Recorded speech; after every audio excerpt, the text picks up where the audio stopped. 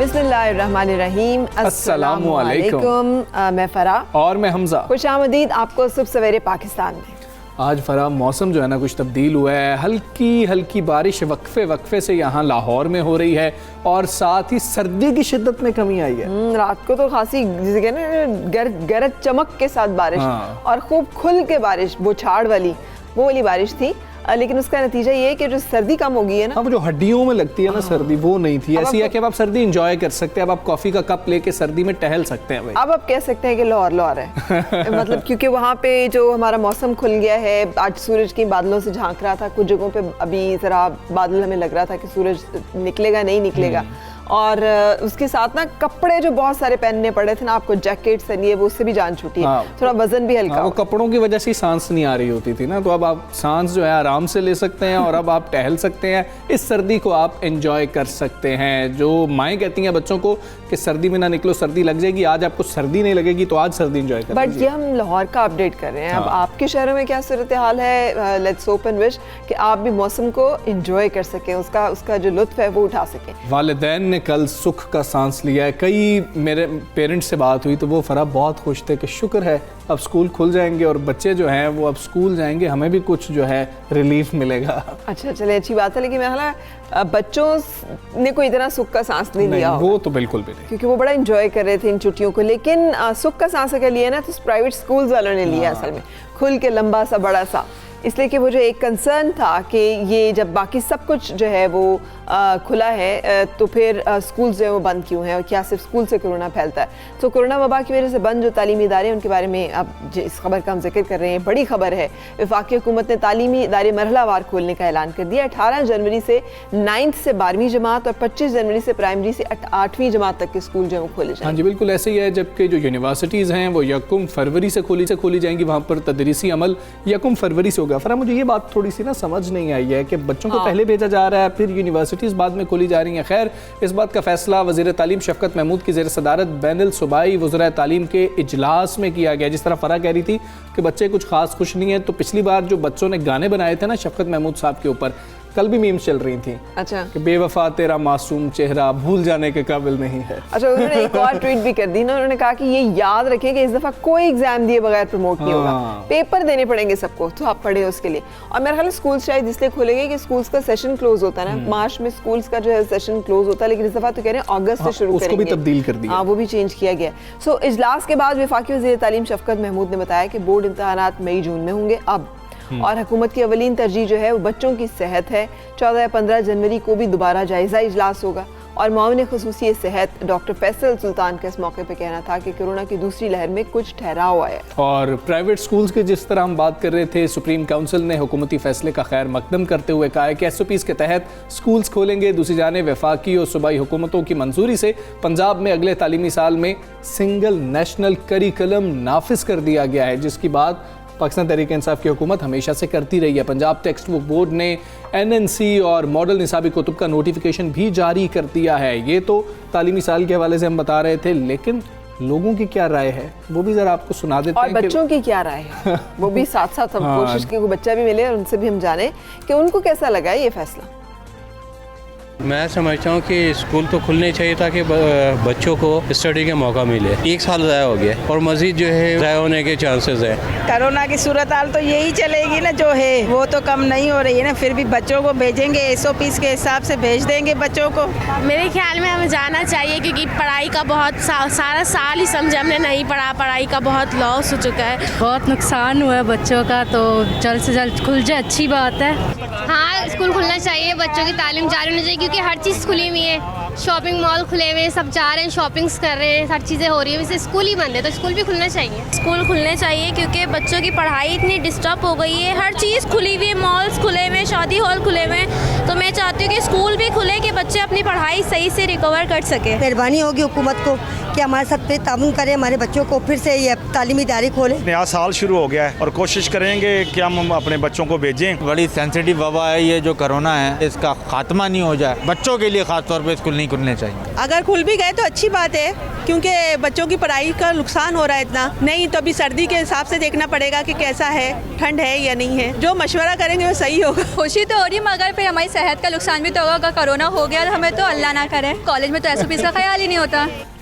अच्छा, वैसे तो कौम यक जुबान लग रही है, लेकिन कुछ कंसर्न्स भी हैं कोरोना को लेके। और एक बच्ची के जो कंसर्न है ना आखिर वाली के, वो तो है कि हम खुदा न खास्ता हमारी सेहत को हो गया तो फिर कौन जिम्मेदार है। लेकिन बच्चियों की बजाय ना बच्चों से पूछना चाहिए था। असल आपको तासुरात वहाँ से मिलते हैं। मुझे लगता है मीम उन्होंने बनाया, वो यहाँ पर मौजूद। हाँ, जो लड़कियां तो फिर भी कहती हैं हाँ स्कूल खुलने चाहिए, हम स्कूल जाएंगे, वहाँ पे दोस्तों से गप्पे मारेंगे, खुश होंगे। वैसे भी लड़कियां पढ़ने की शौकीन बिल्कुल ऐसी ही। और कोई उनके पास वैसा जो है ना बिल्कुल नहीं होता कि वो जिस तरह से लड़के बाहर घूमने फिरने निकल जाते हैं, मैं जा रहा हूँ खेलने के लिए, मैं फलाने दोस्त की तरफ जा रहा हूँ, वो बेचारियां वैसे नहीं जा सकती। तो उनके लिए स्कूल जो है is fun and outing and education सब कुछ इकट्ठा होता है। चलिए इस बारे से हम बात कर लेते हैं। हम बात करेंगे central chairman all private schools management association Sindh, Tariq Shah sahab हमारे साथ हैं। अस्सलाम वालेकुम and good morning Tariq Shah sahab, कैसा लगा आपको ये फैसला जो हुकूमत ने किया? फाइनली जो आप लोग सोच रहे थे, एक्सपेक्ट कर रहे थे, हुकूमत ने उसी को ही एंडोर्स किया है, लेकिन मरहलावार जो खोले जा रहे हैं, इसके बारे में आपकी क्या ओपिनियन है? जी जनाब, वालेकुम अस्सलाम, बहुत शुक्रिया। देखें, बात यह है कि एक तो खुशाइन बात यह है कि चले स्कूल खुलने जा रहे हैं। हमसे तो कहा गया था कि 11th को, लेकिन 18 को खोल रहे हैं, कोई बात नहीं, एक वीक और सही। लेकिन बात यह है कि इसमें स्टेजेस वाइज ना खोले जाए, क्योंकि अगर स्टेजेस वाइज खोले जाएंगे तो फिर मजीद और टाइम लगेगा बाकी क्लासेस को रिज्यूम होने में। तो हमारा तो अभी भी मुतालबा यही है कि क्लासेस को एक साथ खोला जाए, चाहे बेशक 18 से ही खोल दें, लेकिन साथ खोलें, सारे क्लासेस को रिज्यूम करें। और रिज्यूम करने में ये आसानी होगी कि हम पे सारी क्लासेस को एक साथ लेके चल सकेंगे। और जब एक साथ लेके चल सकेंगे तो उसमें आसानी है कि करिकुलम भी फिर हम प्रॉपर्ली मैनेज कर सकेंगे। हाँ, लेकिन SOP से मुकम्मल अमल दरामद कराया जाएगा, इसमें कोई दो राय नहीं है।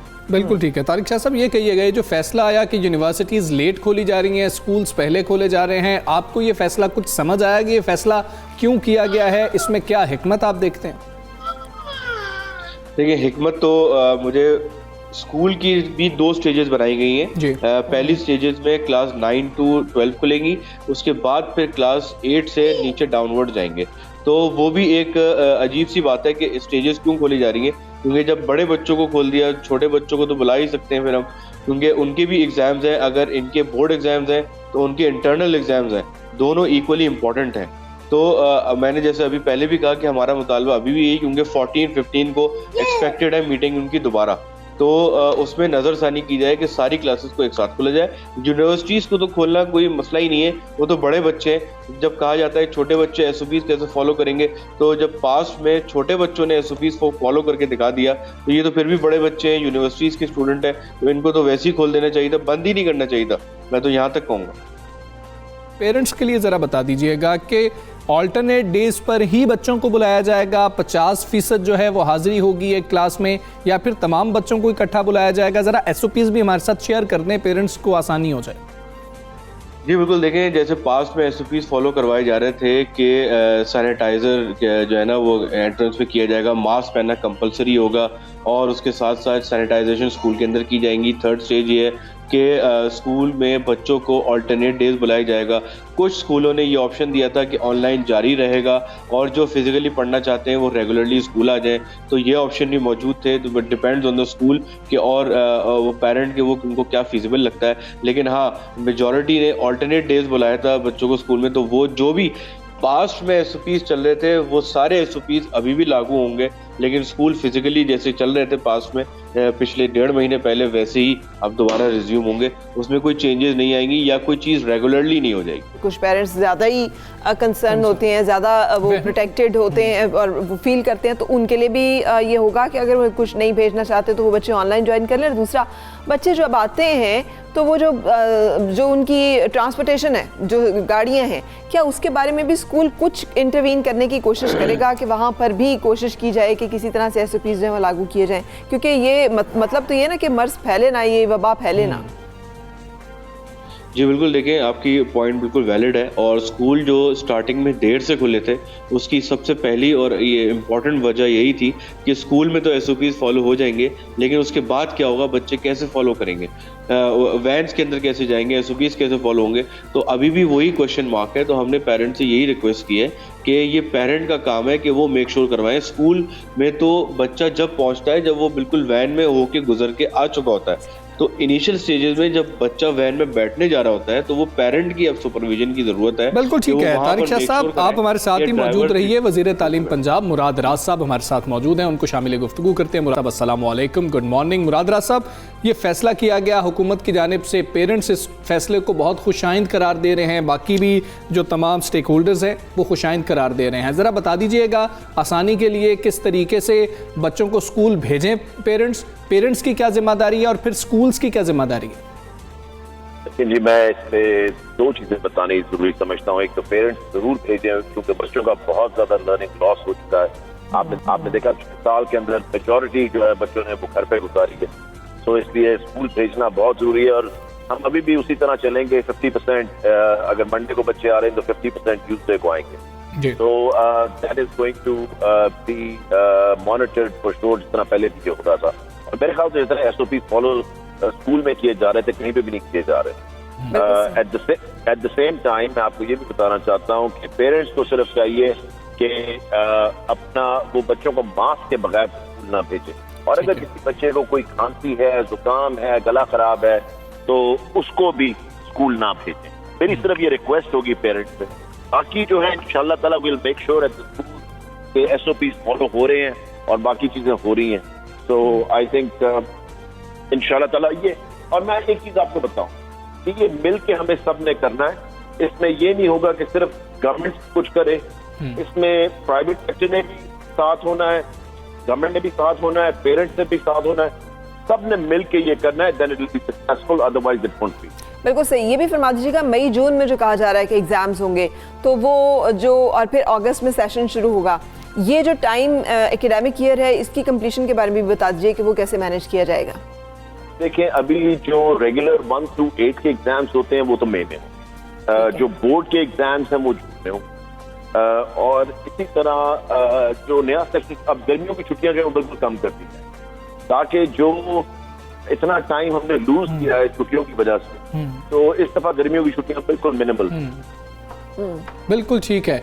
मुराद राज साहब, सिंगल नेशनल करिकुलम के हवाले से कुछ हमारी रहनुमाई फरमा दीजिएगा कि वो क्या है, कब से इम्प्लीमेंट हो रहा है, किस तरीके से तमाम लोग जो हैं वो पाबंद होंगे कि उस पर अमल करना है?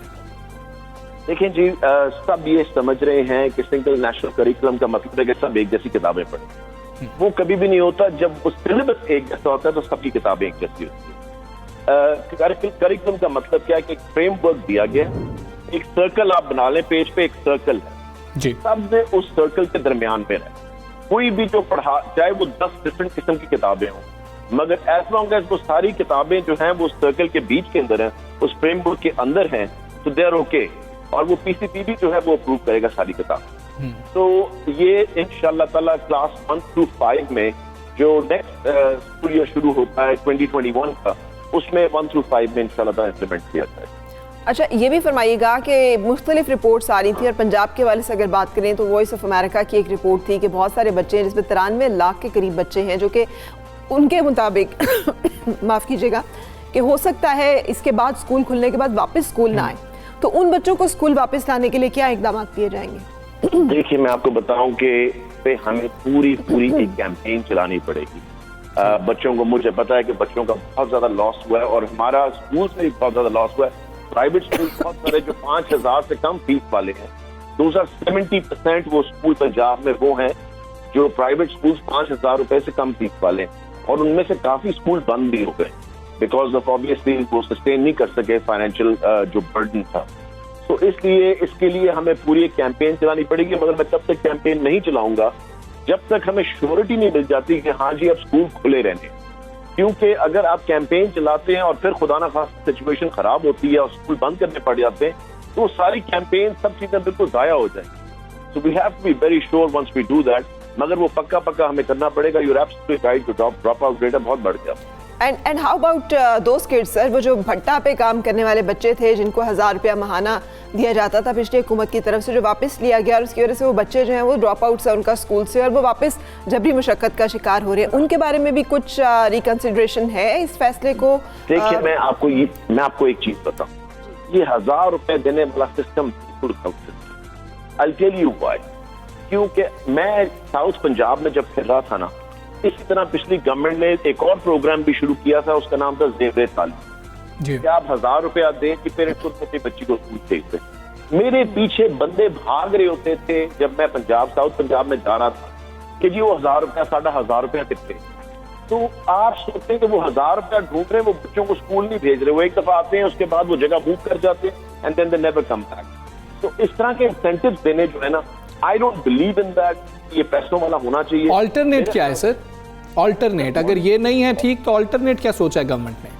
क्योंकि देखिए उसने तो काम किया नहीं ना, 1000 रुपए वाले ने तो काम किया नहीं, तो इसलिए हमें इसकी प्रॉपर कैंपेन पेरेंट्स के साथ चलानी। आप बच्चों को टारगेट थ्रू पेरेंट्स कर, ये पेरेंट्स के साथ जब आपकी लोकल टीम्स जो है ना, वो लोकल एरिया से तो उनको एग्जैक्टली पता होता है लोकल एरिया में कौन है। तो हमने जो कैंपेन अपनी डिजाइन कर रहे हैं ना इस वक्त, वो इस तरह कर रहे हैं कि हम लोकल लोगों को इन्वॉल्व करें, बजाय कि गवर्नमेंट के लोग, बजाय हम लोकल टीम्स जो हमारी वहाँ पे मौजूद है उनको इस्तेमाल करें बच्चों को स्कूल जाने के लिए। लेकिन सर डिफरेंट कॉन्सेप्ट्स के ऊपर बात हो रही है, पूरा इस पे होमवर्क। वो जो गुर्बत और जहालत का एक ताल्लुक हमेशा से लिंक किया जाता है कि ड्रॉप आउट्स इसलिए होते हैं कि पेरेंट्स नहीं अफोर्ड कर सकते अपने बच्चों की एजुकेशन फी और एक्सपेंस एजुकेशन के, और फिर उन्हें ये भी लालच होता है कि ये बच्चे कुछ कमा के घर लेकर आएंगे। तो उस विशेष साइकिल को ब्रेक करने का कहीं ना कहीं तो उसके लिए कोई इंटरवेंशन जरूरी है। वो जो वर्ल्ड बैंक कह रहा है, वो जो पूरी दुनिया बात करी, जिस एजुकेशनल इमरजेंसी की आप बात कर रहे हैं, कि जो बच्चे स्कूल चले गए हैं छोड़ के, अब उनको वापस लाने के लिए भी कुछ तरजीहात, कुछ ऐसे प्लान्स या कुछ ऐसे इंसेंटिव्स जहन में है हुकूमत के जो दिए जा सकते हैं? बिल्कुल, देखिए इन सब चीजों के ऊपर काम हो रहा है इस वक्त, बट मैं आपको ये बता दूं कि 1000 रुपए से ना किसी की जिंदगी आसान होती है, ना किसी की प्रॉब्लम हल होती है। सो वो आप अगर आपने कोई अमाउंट देनी तो ऐसी रीजनेबल अमाउंट होनी चाहिए जिससे कि आप सस्टेन कर सकें। दूसरी चीज जो आपने कही, बच्चों की फीस तो है ही नहीं, गवर्नमेंट स्कूल में तो फ्री है बच्चे, सो दे डोंट हैव टू पे फॉर इट। आपने सिर्फ पेरेंट्स को कन्विंस करना है उनको स्कूल भेजने के लिए, और मैं तो इस लिमिट तक जाने के लिए तैयार हूँ इस वक्त, जो कि मेरी टीम नहीं है, कि मैं समझता हूँ कि जो पेरेंट्स अपने बच्चों को स्कूल नहीं भेज रहे उनको गवर्नमेंट सब्सिडी कोई नहीं मिलनी चाहिए, लाइक उनको हेल्थ कार्ड नहीं मिलना चाहिए, उनको चीजें नहीं मिलनी, ताकि हमें पेरेंट्स में भी सख्ती करनी चाहिए ना, जो अपने बच्चों को नहीं भेज रहे। तो अगर हमें गवर्नमेंट सब्सिडीज हम उनको फ्री दे रहे हैं, 7.5 लाख रुपए का हेल्थ कार्ड दे रहे हैं, तो मेरे ख्याल से नहीं देना चाहिए। उनको बाकी सहूलियात ना दीजिए ताकि उनको पता हो कि बच्चों को अगर रजिस्टर करवाएंगे स्कूल्स में तो फिर ये सहूलियात हमें मिलेंगे। बहुत आप एग्री करते हैं कि नहीं? बिल्कुल दिस सीम्स वर्केबल कि इस तरह से कम हम ये इंश्योर कर सकते हैं कि हमारा आने वाला मुस्तकबिल जो है वो सिक्योर हो। बहुत शुक्रिया मुराद राज साहब, सूबाई वज़ीर तालीम, हमसे गुफ्तगू इस वक्त, और उन्होंने अच्छी बात की है कि जब अब हुकूमत सरकारी स्कूलों में अगर फ़ी नहीं ले रही या अगर वहाँ पर आपको और बहुत सारे इंसेंटिव्स जो मिल रहे हैं, तो फिर बच्चों को स्कूल भेजना वालिदैन की भी, और वालिदैन की ही दरअसल अव्वलीन तरजीह और जिम्मेदारी होनी चाहिए। बिल्कुल ऐसी है, सेंट्रल की भी है। लेकिन central chairman all private schools management association Sindh भी हमारे साथ मौजूद थे, तारिक शाह साहब आपका भी बहुत शुक्रिया। और तमाम लोग जो हैं वो इस पे खुश हैं और कोशिश कर रहे हैं कि बेहतर तरीके से बच्चों के जो सेहत के मामलात हैं उनको भी चलाया जाए, उनका भी ख्याल रखा जाए, और स्कूल्स तालीमी साल जो है वो ज़ाया नहीं होना चाहिए। तो पेरेंट्स के ऊपर जो जिम्मेदारी है वो पेरेंट्स को भी पूरी करनी है, और इसके साथ दुआ ये करनी है, और हम सबको इसमें अपना किरदार भी अदा करना है कि हम हिफाजती इकदाम लेते रहे। क्योंकि आज मैं सुन रही थी कि बरतानिया ने लॉकडाउन जो है उसको सख्त करने का ऐलान कर दिया, स्कॉटलैंड में और बहुत सारे और इलाकों में, क्योंकि वहाँ पर ये वबा जो बहुत ज़्यादा फैल रही है और फैल चुकी है। सो हमें हिफाजती इकदाम पर अपने ज़रूर अमल दरामद करते रहना। बिल्कुल ऐसे ही है। अब कुछ बात कर लेते हैं बड़ी अदालत की, जहाँ सेनेट इंतखाबात ओपन बैलेट से कराने के लिए सदारती रेफरेंस पर कल समाअत हुई थी।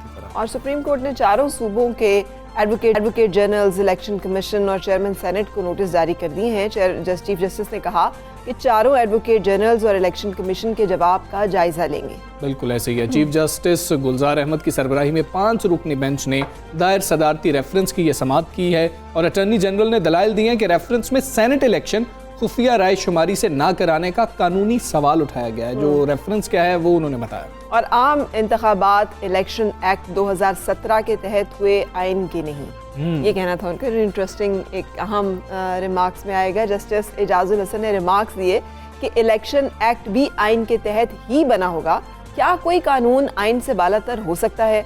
जस्टिस एजाजुल हसन ने कहा कि सेनेट का इलेक्शन ओपन बैलेट से कराने के लिए सियासी इत्तेफाक की राय क्यों नहीं पैदा किया गया? ये सबसे इम्पोर्टेंट बात थी और ये वहीं पर बात की कि वज़ीर आज़म ने मुल्क में जारी एहतसाब के अमल के हवाले से जो बात की है और जो एहतसाब हो रहा है इसके पैरेलल क्यों इत्तेफाक राय सियासी जमातें ये पैदा नहीं कर सकती हैं कि जो मामला है, हमेशा से बात होती रही कि हमारे वोट चोरी हो गए, हॉर्स ट्रेडिंग हो गई सेनेट के अंदर, तो क्यों तमाम जमातें बैठकर नहीं कर सकती? वैसे ये क्यों बड़ा इंटरेस्टिंग है ना, इस क्यों में ही सारा जो है वो जवाब छुपा है। अच्छा, मुल्क में जारी एहतसाब के अमल और नैब की कारकर्दगी की तारीफ जो है वो की गई, वज़ीर आज़म ने की। उन्होंने अपनी ट्वीट में कहा कि रियासती इदारों को सियासी मुदाखलत के बगैर आज़ादाना तौर पर काम करने की इजाज़त हो तो कौम को फ़ायदा होता है। नैब ने हमारे दौर में गुज़िश्ता 2 साल में 389 अरब की वसूली की, जबकि इसी नैब ने 2008 से 18 के 10 साल दौर में सिर्फ 104 अरब रुपए रिकवर किए थे। तो ये क्रेडिट ले रहे हैं वो उसका कि नैब ने जो रिकवरीज की हैं। तो इसी हवाले से बात कर लेते हैं जो कल की समाअत हुई है। मार्क्स आए हैं सुप्रीम कोर्ट की जानिब से। मारूफ माहिर कानून आरिफ चौधरी साहब हमारे साथ मौजूद हैं। गुड मॉर्निंग, अस्सलाम वालेकुम। आरिफ चौधरी साहब, कहिएगा, मौजिज़ अदालत ने सदारती रेफरेंस की समाअत के दौरान कहा कि ये बेहतर ना होता कि हुकूमत पार्लियामेंट में मौजूद सियासी जमातों से बात करके कोई सियासी हल निकालती। आपको इन रिमार्क्स के बाद क्या लगता है कि अदालत क्या सोच रही है, अदालत क्या कर सकती है और आपके ख्याल में हो क्या सकता है? आर्टिकल 143 जो है उसमें ये बात दर्ज है कि अगर कोई ऐसा मसला हो जिसका हल बज़ाहिर आइन में नज़र ना आ रहा हो तो सुप्रीम कोर्ट को रुजू किया जा सकता है सदारती रेफरेंस के ज़रिए। तो ये सदारती रेफरेंस का अंजाम मुझे बिल्कुल ऐसा नज़र आ रहा है कि ये बिल्कुल वहाँ से नाकाम होकर आएगा वापस। उसकी वजह ये है कि अब तक ये सारे मामलात के बारे में हमेशा पॉलिटिकल पार्टी यही कहती रही हैं और हर रोज़ कहती हैं कि जनाब सियासी मामलात जो हैं वो तो पार्लियामेंट को तय करने चाहिए, कानूनी आइनी मामलात पार्लियामेंट में होने चाहिए। ये पार्लियामेंट से बाहर जो कुव्वतें हैं जिनकी तरफ इशारा इवन सुप्रीम कोर्ट, अदालतें यानी उज़्मा और बाकी इस्टेब्लिशमेंट के बारे में जो कहा जाता है, तो अब मैं हैरान होता हूं कि जब भी ऐसा कोई मसला आता है कि जो पार्लियामेंट में होना चाहिए उसको पार्लियामेंट की बजाय सुप्रीम कोर्ट में ले आते हैं। और ये आज नहीं, इससे पहले आप मेमो गेट आपके सामने है, कितना बड़ा अहम मसला था, पाकिस्तान की दिफा से मुतल्लिक मसला था, सिक्योरिटी से मुतल्लिक मसला था, तो वो भी पॉलिटिकल पार्टीज़ ने उस वक्त नवाज शरीफ साहब की हुकूमत थी, नवाज शरीफ साहब भी सीधे सीधे आ गए, अदालत में पहुँच गए। तो मैं ये समझता हूँ कि इस मामले में हुकूमत को जो मशवरा दिया है अदालत ने वो बिल्कुल सही है कि कोशिश तो ये होनी चाहिए कि पार्लियामेंट का फोरम मजबूत हो। लोगों ने इलेक्ट किया है पार्लियामेंटेरियंस को और पार्लियामेंटेरियंस इस काम के लिए हैं कि वो मामलात अब होगा क्या, क्योंकि अगर पार्लियामेंट एक तरह से डिसफंक्शनल मामलात को जी, लेकिन अगर पार्लियामेंट डिसफंक्शनल है, नहीं इत्तेफाक राय पैदा हो रहा, सुप्रीम कोर्ट की जो है वो भी लग रहा है जैसे आपने खुद भी कहा है कि पार्लियामेंट में ही मामले को हल करने का कहेगी। बेंच के सरबराह चीफ जस्टिस गुलजार अहमद ने रिमार्क्स देते हुए ये कहा है कि अदालत सियासी मामलात में मुदाखलत नहीं कर सकती, यानी टाइम एंड अगैन उन्होंने कहा है मुख्तलिफ मौके पे। तो अब आपके ख्याल में क्या राय, क्या रास्ता है हुकूमत के पास, क्या करना चाहिए और क्या करना पड़ेगा? रास्ता यही है कि हुकूमत उसी तरह खुफिया राय दही के जरिए ही इलेक्शन होने दे। हुकूमत को कौन ऐसी अचानक मजबूरी आ पड़ी है जो इस मामले में वो चाहते हैं कि ज़रूर यानी ये नज़र आए कि कबाहत कोई नहीं है। मैं अर्ज़ करूं कि सुप्रीम कोर्ट अगर ये फैसला कर दे तो कोई इतनी बड़ी बात नहीं है, क्योंकि ऐसा हो सकता है कोई गैर मामूली बात नहीं है।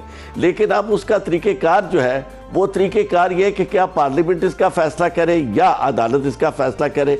अदालत तो मुझे लगता नहीं है कि इसका फ़ैसला करे। और पार्लियामेंट के अंदर जिस तरह आपने एक बात कह दी कि डिसफंक्शनल है, अगर आपकी ये बात बहुत सादगी से आपने कही है, अगर ये बात मान ली जाए तो उसके बाद तो इसके कॉन्सिक्वेंसेस बड़े खौफनाक निकलते हैं। अगर सियासी मामला जो है होने का मतलब ये है जी इन टर्म्स ऑफ के कोई सियासी जो मुशावरत है वो वहाँ पे नहीं हो पा रही और मामला जो है वो अगर अदालत आलिया में लेके जाने पड़े और वो मुसलसल ये कह रहे हैं कि सियासी मामला जिस प्लेटफॉर्म पे तय होने वहाँ पे होने चाहिए, तो इसका मतलब तो ये ना कि वह जो काम है वो नहीं हो पा रहा वहाँ पे। अच्छा, एक और चीज मैं आपके साथ इसके साथ आरिफ चौधरी साहब जानना चाहूंगी, वो काम तो वहाँ पार्लियामेंट जब से जी एक और चीज जब से पार्लियामेंट राय दे दीजिएगा, प्रॉब्लम तो वहाँ चल रहे हैं। एग्जैक्टली, वज़ीर आज़म ने किसी भी मामले में ना कानून साजी हो रही है। इवन इंतखाबात के मामले में जो इस्लाहात की बात की गई थी वो भी वहाँ मामला वहीं का वहीं रह गया, कोई बात आगे नहीं बढ़ी, कमेटियां बनी और 2.5 साल गुजर गए, अभी तक कोई पेशरफ्त नहीं हुई। एक तरफ अपोजिशन है जो सड़कों पर आना चाहती है और सड़कों पर मौजूद है, वो ये चाहते हैं कि ये एक दिन पार्लियामेंट ना रहे, और दूसरी तरफ हुकूमत है जो उनके साथ कोई इस तरह की बात करने के लिए तैयार नहीं है, ना हुकूमत के अंदर कोई ऐसी शख्सियत मौजूद है। हर रोज़ एक नई अपॉइंटमेंट इस तरह की ऑफेंसिव किस्म की हो जाती है जिससे मामला बनते हुए नज़र नहीं आते। मिसाल के तौर पर जिस तरह वज़ीर दाखिला का इंतखाब है, वज़ीर दाखिला के आने के बाद फिर चांसेस कोई ऐसे नहीं है कि कोई सूरत सुलह की आए, चूँकि हर वो शख्स जो हुकूमत के अंदर है उसकी ज़ुबान बड़ी मैटर करती है, उसका अंदाज़ बड़ा मैटर करता है कि वो किस तरह अपोजिशन के साथ डील करता है। तो अगर आप अपोजिशन को डील करने के मामले में आप ड्राइविंग सीट पे हैं, आपकी जिम्मेदारी है, अगर आप उसे डेलिकेट अंदाज में हैंडल नहीं करते और जो सर्टिनिटी चाहिए और जो उसमें मैं समझता हूँ एक पॉलिटिशियंस के अंदर होनी ही चाहिए, फ्लेक्सिबिलिटी भी होती है, मामलात को बिगड़ने से बचाया जा सकता है,